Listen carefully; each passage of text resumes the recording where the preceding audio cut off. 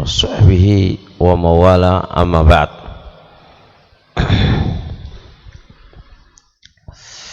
Kita lanjutkan pelajaran 20 kaidah di dalam meninggalkan kemaksiatan kepada Allah Subhanahu wa taala.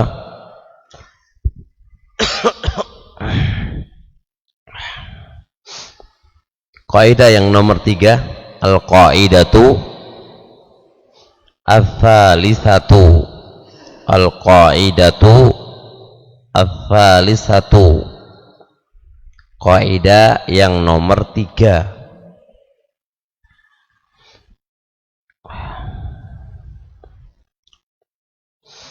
Ayyashhada al-abdu, seorang hamba, yashhada, menyaksikan, masyhada, persaksian, nikmatillahi, nikmatnya Allah yang Allah berikan kepada kita, wa ihsanihi, dan kebaikan Allah yang Allah berikan kepada kita. Maksudnya begini, rumus kita itu bisa meninggalkan maksiat dan gak berani berbuat maksiat itu kalau kita terus menerus mengingat kebaikannya Allah, nikmatnya Allah, diingat terus.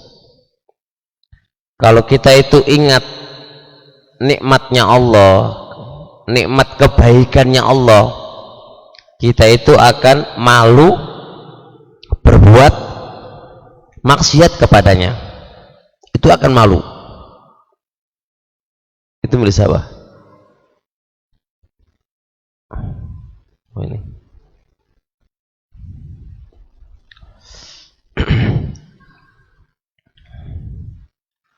Iya, begitu caranya. Caranya itu kita ingat terus kebaikannya dia, kebaikannya Allah kita ingat terus. Nah, kalau sudah ingat kebaikan Allah, nikmat yang Allah telah berikan kepada kita, satu solusi, kita nggak akan berani maksiat kepadanya lagi. Logikanya begini. Logikanya, kawan, seorang anak kepada orang tuanya, seorang murid kepada guru, atau orang lain kepada orang lain. Anda itu kalau ingat kebaikan dia, terus kebaikan dia, sungkan, malu untuk tidak patuh kepadanya, malu untuk tidak taat kepadanya, malu kalau mau komentar kepadanya, malu akan tidak menuruti apa yang diperintahkan kepadanya, pasti akan malu kalau kita itu ingat kebaikannya. Nah, kalau kita kepada Allah Subhanahu wa taala, jelas tidak ada dari satu detik dari detik-detik yang ada kecuali semua kita itu mendapat nikmatnya Allah dan kebaikannya Allah. Kita harus selalu ingat itu. Kalau sudah ingat ini, rumusnya kita akan malu bermaksiat kepadanya. Malu, ya kawan. Jadi kalau antum mau nonton yang tidak benar, antum ingat, ya Allah, aku lo dikasih nikmat oleh Allah mata, dikasih nikmat oleh Allah telinga, lu kok tak pakai maksiat kepadanya, itu piye gitu kan? Coba dipikir di akal kita. Gitu terus. Ingat nikmat Allah sehat, nikmat Allah waktu kosong, nikmat waktu Allah begini, diingat terus itu. Nah, dengan mengingat kayak gini ini, itu satu solusi akan tidak maksiat kepadanya. Fa innal karima, maka sesungguhnya orang yang mulia, la yuqabilu, tidak akan membalas, biisaati, halnya dihilangkan di buku atau di laptop yang saya tadi itu nggak ada alif lamnya. La yuqabilu, orang yang mulia, la yuqabilu, tidak akan membalas, biisaati, dengan berbuat kejelekan, man ahsana ilai, orang yang telah berbuat baik kepadanya. Orang yang berbuat baik kepada kita, kalau kita memiliki sifat mulia, tidak akan dibalas dengan kejelekan. Berarti orang yang mulia itu kebaikan dibalas dengan kebaikan. Jangan kebaikan dibalas dengan keburukan. Berarti langsung kalau kita pakai mata kita ini untuk melihat yang tidak benar, tangan kita pakai SMS kepada wanita yang tidak mahram kita, berarti kita bukan orang mulia dong, karena nikmat Allah kita balas dengan kejelekan. Mulut kita ini kan nikmat dari Allah, kita bisa bicara, nikmat dari Allah. Kalau mulut kita ini kita pakai bermaksiat kepada Allah, berarti kita bukan orang mulia, karena sifat orang mulia itu kebaikan dibalas dengan kebaikan, kebaikan Allah dibalas dengan ketaatan kepadanya. Itu namanya orang mulia. Niat. Wa innama yaf'alu hadza, dan sesungguhnya yaf'alu hadza, melakukannya, hadza, kebaikan dibalas dengan kejelekan, yang melakukan itu adalah li'amun nasi, orang yang tercela dari manusia, orang yang tercela. Nah, berarti kita punya dua orang, mulia sama orang yang tercela. Kalau orang itu mulia akan balas kebaikan, dibalas dengan kebaikan. Kalau orang yang tercela, kebaikan dibalas dengan apa? Dengan kejelekan. Kita tinggal pilihannya dua, orang mulia ataukah orang yang tercela. Itu li'am. Li'am itu orang tercela, orang hina, orang tercela, orang nggak tahu diri, orang nggak tahu terima kasih, gitu loh. Orang nggak tahu terima kasih, ya. Kalau sama manusia saja, bayangkan kita sama manusia, kan, antum ngasih orang kepada, selalu ngasih orang, selalu ngasih kebaikan ke dia, terus ternyata dia membalas kepada kamu dengan balasan yang tidak baik, apa komentarmu? Orang itu nggak tahu terima kasih, begitu kan? Berarti diri kita ini orang terima kasih nggak sama Allah. Nah, itu aja dibalikin gitu aja. Apa kita termasuk orang-orang yang berterima kasih, orang yang bisa terima kasih nggak kepada kebaikannya Allah? Nah, begitu. Oleh karenanya, falyamna'hu, maka hendaknya dia cegah kemaksiatan kepada Allah. Falyamna'hu, maka hendaknya dia mencegah kemaksiatan kepada Allah dengan cara bimasyhadi, dengan cara menyaksikan ihsanillah, kebaikannya Allah, wa ni'matihi, dan nikmatnya Allah, an ma'siyatihi, cegah bermaksiat kepadanya, karena Anda melihat kebaikan Allah dan melihat nikmatnya Allah. Hayaan minhu, Anda mencegah itu karena mafuli ajli, karena malu dari Allah subhanahu wa ta'ala, sungkan kepada Allah, malu kepada Allah. Masa kebaikan dibalas dengan kejelekan? Masa kebaikan dibalas dengan kejelekan.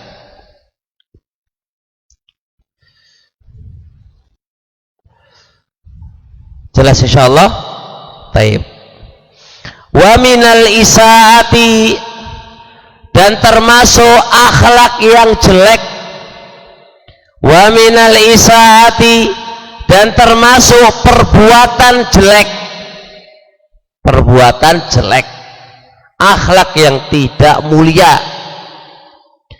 Ayyakuna fadlullahi, adalah anugerahnya Allah, wa in'amuhu, dan kebaikannya Allah, nazilan ilai, turun kepada dia, wa mukhalafatuhu, sedangkan penyimpangannya dia, perselisihannya dia, wa ma'asi, dan kemaksiatan dia, sa'idatun ila rabbi, naik kepada Rabbnya.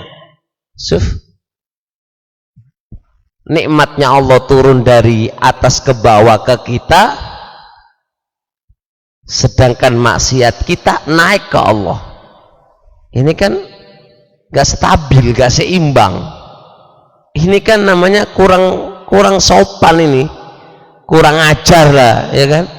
Kita itu terus nikmatnya Allah turun dari atas, terus nikmatnya Allah terus, baik kesehatan semuanya turun terus dari atas. Yang naik ke Allah apa? Adalah penyimpangan kita, maksiat kita, apalagi di masa-masa virus corona ini, ya kan? Ya kan? Di masa-masa virus corona ini, bayangkan, harusnya kita tambah tobat kepada Allah, tambah ingat Allah, tambah yang naik ke atas itu harusnya semua kebaikan, bukan malah maksiat kepada Allah Subhanahu wa ta'ala. Apalagi santri, harusnya yang naik ke atas itu adalah hafalan Quran, murojaah kitab, apalah yang naik ke atas, bukan yang naik ke atas malahan lihat HP waktu liburan di rumah, di pondok, HP wae. Gimana mau bisa baik kalau gitu? Itu enggak. Wa minal isa'a, isa'a itu ya perbuatan jelek, enggak beradab, kurang sopan, enggak pantas kita lakukan itu. Bahasanya kan begitu ya kawan. Amat menjijikkan lah. Yang turun itu kebaikannya Allah, yang naik adalah kemaksiatan kita. Itu enggak, gitu loh, enggak pas, enggak pas. Nah, kemudian lihat, fal malaku yang zilu bihada, wal malaku ya'ruju bidhaka. Malaikat turun dengan membawa nikmat, dan malaikat naik dengan membawa dosa. Fa'aqbahu biha min muqabalatin, amat menjijikkan dari muqabalah, pembalasan ini amat jelek dari muqabalah, balasan ini. Itu balasan yang paling jelek. Malaikat turun membawa rahmat, nikmat, keutamaan, sedangkan malaikat satunya naik ke atas membawa dosa dan maksiat. Seharusnya turun membawa kenikmatan, naik membawa ketaatan sebagai imbalan kebaikan dengan kebaikan. Amat menjijikkan kayak begini keimbalannya kita kepada Allah Subhanahu wa ta'ala. Masya Allah, kawan.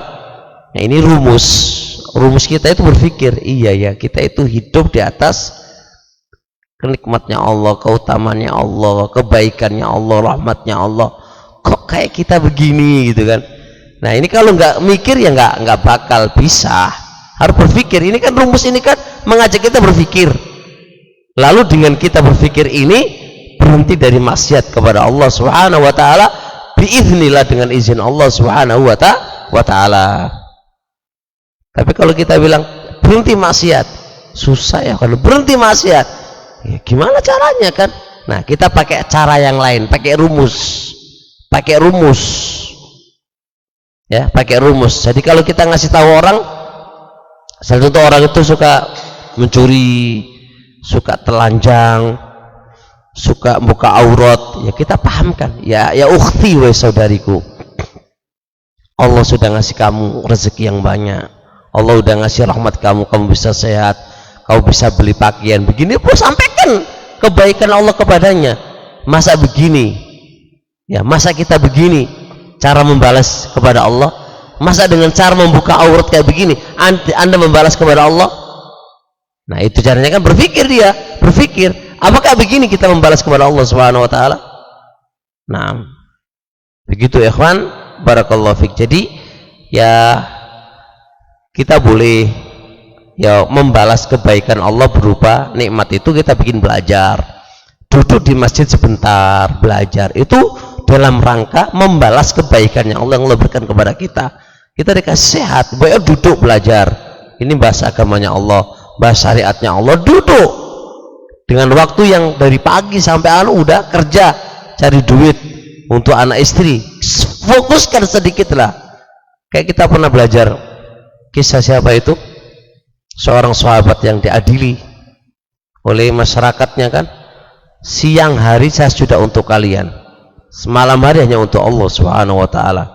Coba kita belajar untuk Allah, bukan belajar untuk diri sendiri, untuk Allah, karena syariatnya Allah. Duduk sebentar aja, waktu nggak bakal terbuang kok. Di rumah juga ngapain, duduk sebentar belajar. Bainal maghrib wal isya, banyak keutamaan kok. Duduk dengarkan ngaji. Begitu ya kawan. Nah, terusnya al-qaidatur rabi'atu, kaidah yang keempat, ayyashhadal abdu, seorang hamba harusnya menyaksikan masyhada ghadabihi wa intiqamihi, seorang hamba menyaksikan dengan persaksian kemarahannya Allah dan pembalasannya Allah. Jadi orang kalau maksiat mikir gini, gimana kalau Allah itu marah? Itu mikir ya. Kalau kata aku membuka aurat, gimana kalau Allah itu marah? Bagaimana kalau Allah membalas? Kan begitu berpikir, ayo berpikir. Jadi seorang hamba itu benar-benar menyaksikan gimana kalau Allah itu marah, dan bagaimana kalau Allah itu murka. Wahai penuntut ilmu, ketika antum bawa HP, Anda membuka apa di HP ini? Ketika antum mau chattingan dengan akhwat atau ikhwan, apakah Anda berpikir gimana kalau Allah udah marah dan membalas apa yang Anda lakukan? Berpikir enggak kayak gini ini? Gak usah jauh-jauh. Perhatikan di sini virus corona. Apa ini virus corona? Kalau bukan karena apa? Pembalasan Allah yang dilakukan oleh hamba. Ini adalah pembalasan Allah yang dilakukan oleh hamba. Ini adalah kemarahan Allah yang Allah berikan kepada kita semuanya. Baru kecil makhluknya, ya kelihatan oleh mata, itu sudah menggegerkan apa? Seluruh dunia. Coba mikir gimana kalau Allah itu marah, bagaimana kalau Allah membalas apa yang kita lakukan. Berpikirlah, akan berhenti dari maksiatnya, akan berhenti untuk tidak maksiat. Kini kalau marah gimana? Kalau marah, apakah ada orang yang bisa menahan Allah? Ya Allah jangan marah. Gak bisa, gak bisa. Makanya lihat, fa inna rabba, maka sesungguhnya Rabb yaitu Allah, idza tamadal abdu, kalau hamba itu terus menerus fi maksiatihi, di dalam bermaksiat kepadanya, ghadiba, Allah akan marah. Allah akan marah. Fa idza ghadiba, kalau Allah sudah marah, lam yakum lighadabihi syai'un, sesuatu apapun tidak akan bisa menghalang kepada marahnya Allah. Sesuatu apapun tidak akan bisa menghalangi kepada marahnya Allah. Fadlan an hadzal 'abdid dha'ifi, lebih-lebih hamba yang lemah ini. Hamba yang lemah bisa menghalangi murkanya Allah, bisa menahan murkanya Allah. Hamba yang lemah nggak bisa, nggak bisa. Lihatlah tsunami kecil, Allah perintahkan tsunami, udah jutaan orang meninggal. Itu bentuk kemurkaannya Allah. Bahwa kita nggak berpikir itu. Gimana kalau Allah marah? Gimana kalau Allah murka? Lebih lagi sekarang Gunung Merapi sudah keluar anunya. Gimana kalau Allah marah kayak gini? Coba ikhwan berpikir secara logika lah. Jangan sebab maksiatnya kita itu bikin Allah marah. Kalau Allah marah gimana? Kan gitu loh. Kalau Allah marah gimana? Hitung-hitung kita, gimana kalau Allah marah? Kalau kita yang membuat marah terus, bagaimana ketika Allah itu marah? Itu yang kita pikir sekarang. Sehingga logikanya beginilah. Seorang anak butuh sama orang tua. Jangan anak yang gak butuh sama orang tua. Anak butuh orang tua. Butuh. Dia nggak bisa makan, semua butuh orang tuanya. Kira-kira anak tadi mikir nggak jikalau dia membuat marahnya orang tua? Nggak bakal mau mikir dia. Nanti kalau orang tuaku marah terus nggak mau melayani aku, gimana nasibku?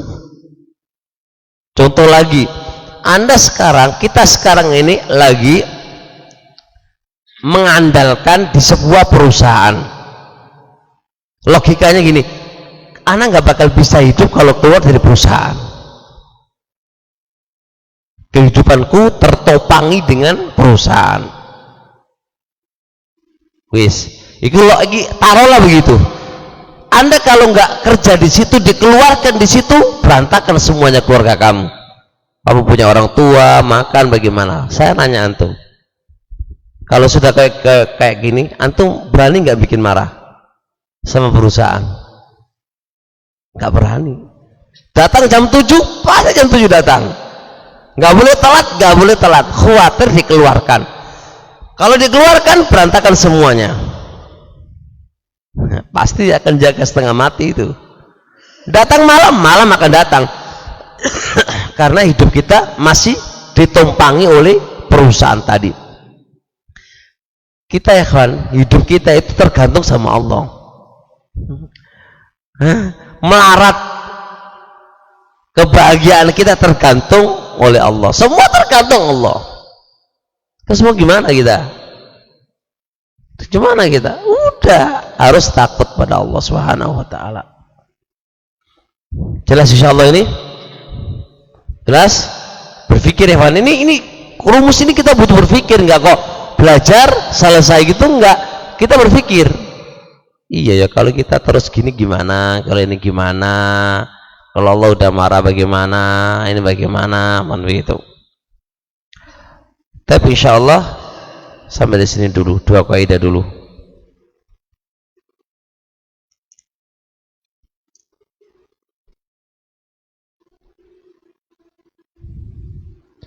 Bismillah Ustaz, saya ingin bertanya kiat-kiat untuk mencegah maksiat ketika sendiri gimana? Ya tadi, ini untuk sendiri dan untuk orang banyak sama aja.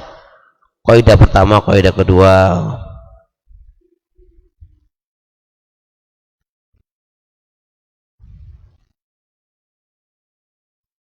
Ustadz, bagaimana sikap kita terhadap teman-teman perempuan kita yang masih awam, sering chattingan, nanya kabar atau nelpon? Apa kita abaikan karena takut fitnah atau gimana? Ya hati-hati, ma taraktu fitnatan adharra lirijali minan nisa. Tidaklah aku tinggalkan fitnah yang paling membahayakan bagi laki-laki dari wanita. Ya kalau sekedar nanya kabar dijawab ana bi khair, cukup gitu aja. Tapi hati-hati, hati-hati, sekali masuk terperangkap terus.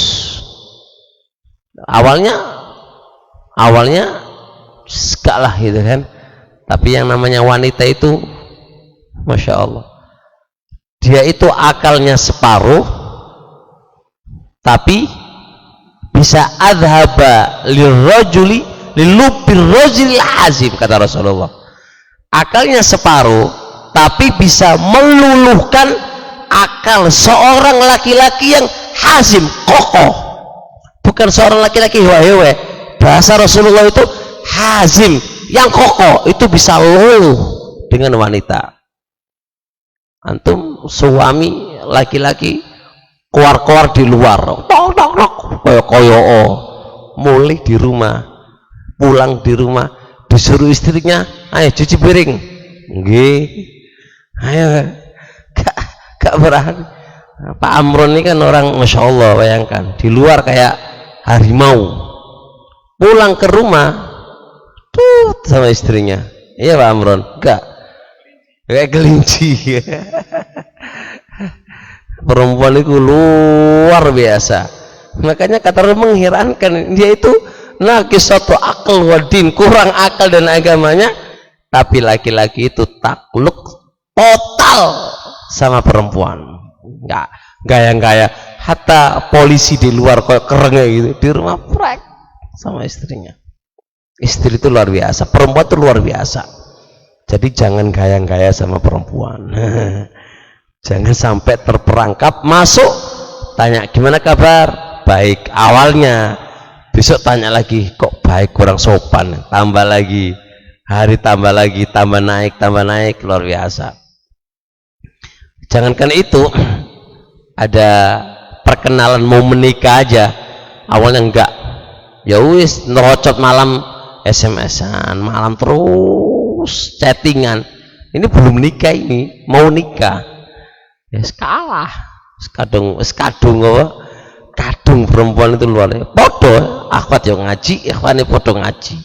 Perempuan itu wis luar biasa. Makanya benar kata Rasulullah, ma taraktu fitnatan adharra lirijali minan nisa.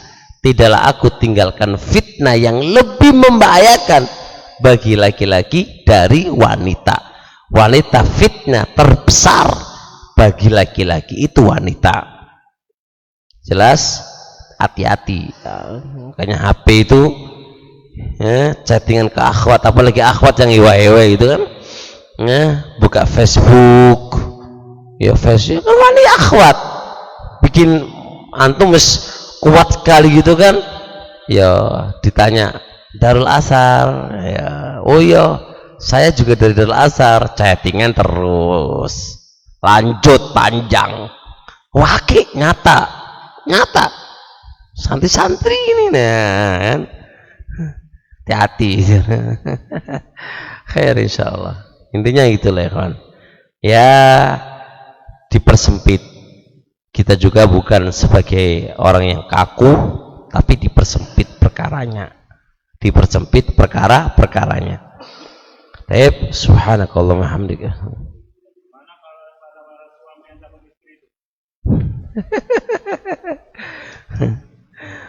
Takut boleh, tapi takut menjadikan kamu dipimpin salah.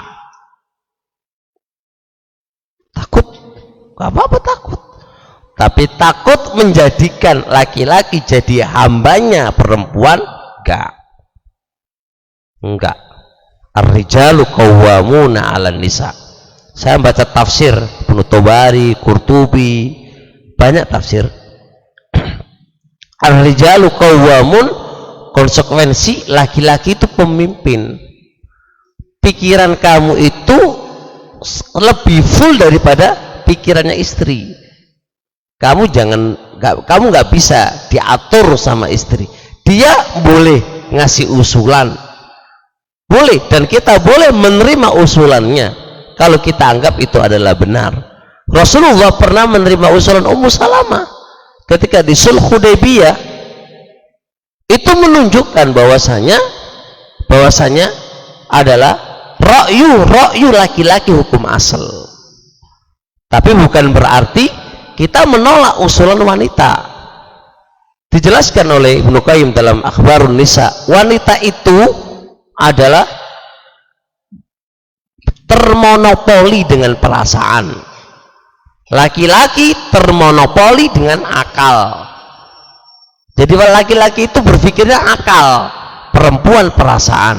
Perasaan tidak mungkin mengetahui hakikat kebenaran dan hakikat pikiran yang jitu, nggak mungkin secara kaidah. Tapi bukan berarti setiap usulannya kita tolak, karena bisa jadi ketika wanita itu sudah nggak main perasaan ya, muncul dengan pikirannya, hati-hati, itu biasanya ra'yu jitu. Tapi kalau semua berpikir karena perasaan, nggak jadi, nggak jalan. Tapi kalau terbalik ya ruwet urusannya, laki-laki malah berperasaan, terus apa? Perempuan ini berarti tidak dominan, berarti minimal tidak dominan ya. Dominannya laki-laki begitu dan perempuan begitu. Jelas? Subhanakallahumma hamdik, asyhadu an la ilaha illa anta, astaghfirullah.